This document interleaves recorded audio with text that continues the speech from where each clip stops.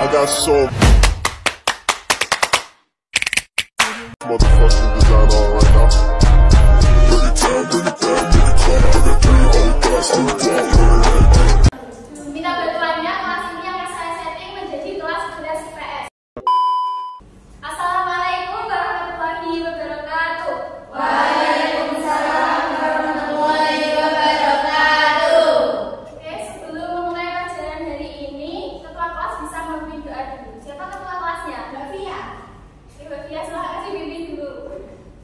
Untuk mulai pelajarannya adalah bersama-sama doa baik. Doa selesai. Oke, selamat siang anak-anak. Siang, Bu. Bagaimana kabarnya hari ini? Alhamdulillah sehat. Sudah makan semuanya? Sudah. Oke, sebelum Ibu absensi, kemarin Ibu dengar kalau di kelas ini itu Mbak Dia sama Mbak Renda habis menang lomba menyanyi ya? Iya. Iya, Bu. Juara berapa, Mbak? 2, Bu. Berapa? Kenapa 2? Kenapa? 2 ya? Lagu apa, Mbak? Isinan 2, Bu. Isinan 2. Isinan 2. Oh, isinan 2. Selamat ya, Mbak ya. Dicatat terus prestasinya. Iya, Ya, Bu. Oke, jadi ini siapa yang tidak masuk? Fadil. Fadil juga. Kenapa nggak masuk? Bolos, Bu, tadi siang.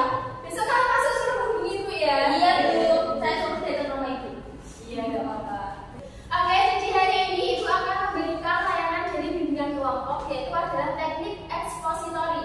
Jadi nanti Ibu akan menjelaskan materi dan kalian mendengarkan dan menyimaknya dengan benar-benar menyimaknya ya, tidak boleh bermain HP. Oke, sebelum itu Ibu membuat kontrak kelas dulu sesuai dengan kesepakatan bersama. Kalian maunya apa? Gitu. Silakan. Maunya boleh makan, boleh minum, boleh Nggak pulang. boleh makan dong. Aduh, kok nggak boleh makan sih? Oke, apa maunya? Boleh pulang nggak? Nggak boleh, nanti pulangnya. Pas lama pulangnya. Kalian minta apa? Minta nasi paket. Oke, jadi Ibu buat aja ya kalau gitu. Yang pertama tidak boleh membuat forum dalam forum. Yang kedua tidak boleh mengoperasikan handphone. Dan yang ketiga boleh makan, boleh minum tapi nggak boleh makan. Maaf, boleh makan kan Bu? Nggak boleh, maaf ya, tadi salah ucapan. Oke, sebelum itu kita sendiri dulu ya. Kita aja nggak usah berdiri. Iya. Jadi Ibu akan memberikan tes konsentrasi kalian ya.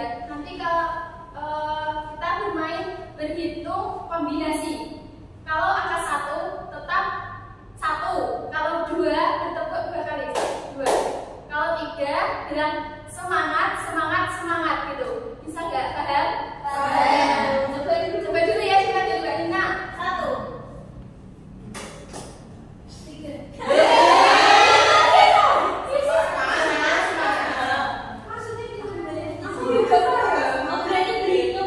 Iya, itu kombinasi. 1 tetap 1, kalau 2 tepuk 2 kali, kalau 3 semangat gitu. Oh. Paham?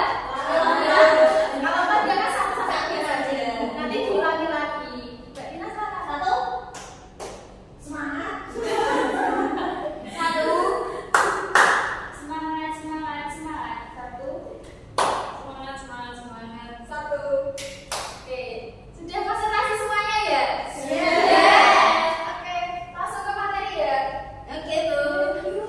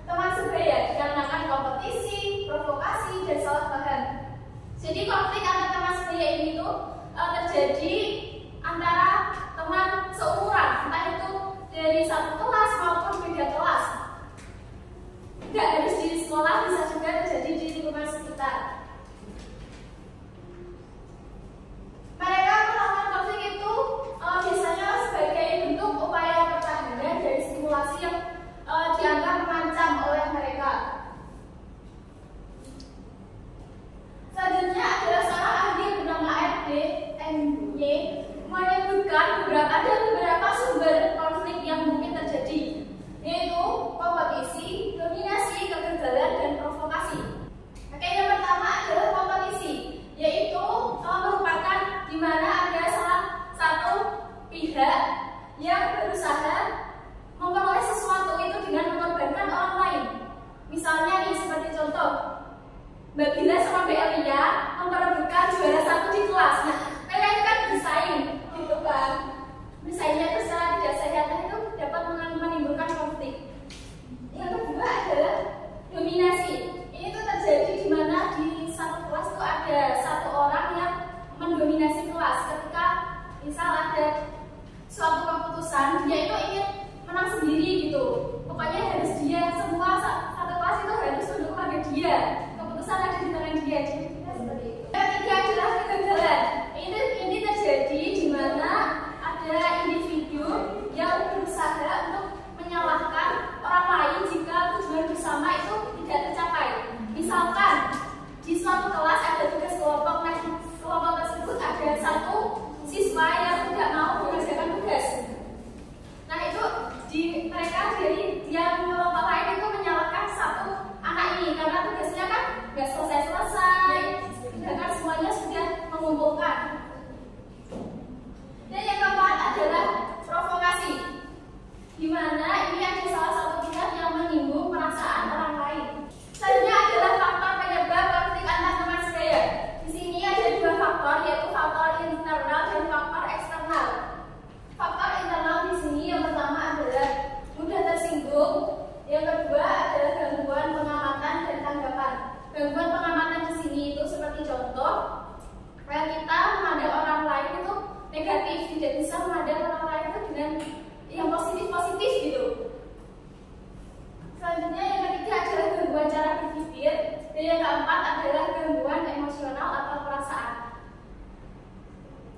Selanjutnya faktor yang kedua adalah faktor eksternal. Yang pertama dari lingkungan keluarga. Sikap anak baik atau buruknya itu kan berasal dari didikan orang tua. Jadi apa yang orang tua ajarkan kepada anaknya itu pasti akan ditiru oleh anaknya. Yang kedua adalah dari lingkungan sekolah, dan yang ketiga adalah dari lingkungan sekitar. Selanjutnya yang keempat ini adalah penyelesaian konflik antar teman sebaya. Yang pertama bisa dilakukan dengan avoiding atau menghindar. Ciri-cirinya adalah adanya perilaku tidak mengakui adanya konflik dan mengubah atau menghindari konflik yang sudah terjadi. Cara ini jika tidak terselesaikan, konfliknya akan semakin memanas. Yang kedua adalah attacking atau menyerang. Ciri-cirinya adanya agresivitas, permusuhan, paradigmanya itu hanya menang dan kalah. Cara ini sering digunakan ketika tujuan lebih penting daripada hubungan itu sendiri. Dan yang ketiga adalah problem solving. Ini artinya adalah memahami dan mengatasi konflik yang dipandangnya sebagai teka-teki yang harus diselesaikan dan solusinya itu dapat diterima bersama. Selain itu ada juga beberapa cara untuk menyelesaikan konflik antar teman sebaya. Yang pertama, saling menjaga kepercayaan. Jadi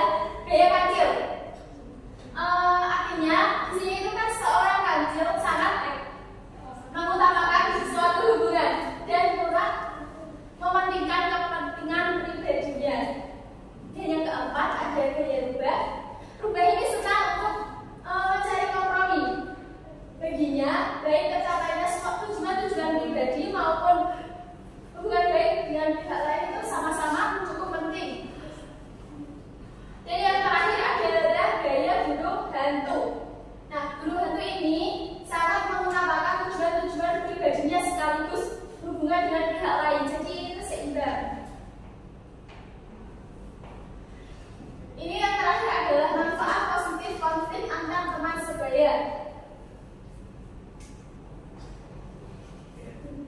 Yang pertama, konflik dapat membuat diri kita sadar bahwa ada persoalan yang perlu dipecahkan dalam hubungan kita dengan orang lain. Yang kedua,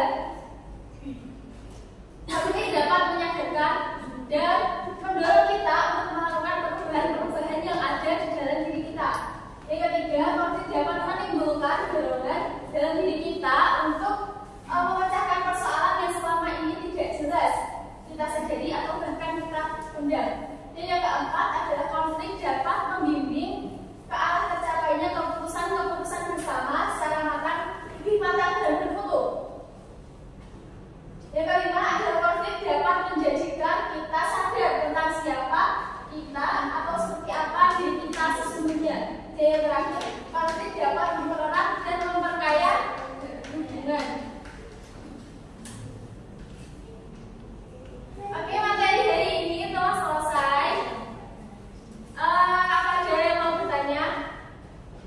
Jadi faktor yang paling berpengaruh dalam konflik antar teman sebaya itu apa sih? Faktor yang paling berpengaruh dalam konflik antar teman sebaya itu adalah kalau dari faktor internal itu mudah tersinggung. Kalau dari faktor eksternal itu bisa terjadi dari lingkungan sekolah maupun lingkungan sekitar tempat tinggal kita. Ada lagi? Oke, jika sudah ada yang tidak bertanya, ada yang mau membuat kesimpulan dari materi yang telah Ibu jelaskan? Saya, Bu. Silakan Mbak Eva. Iya, Bu. Maju dong. Boleh, Bu. Boleh.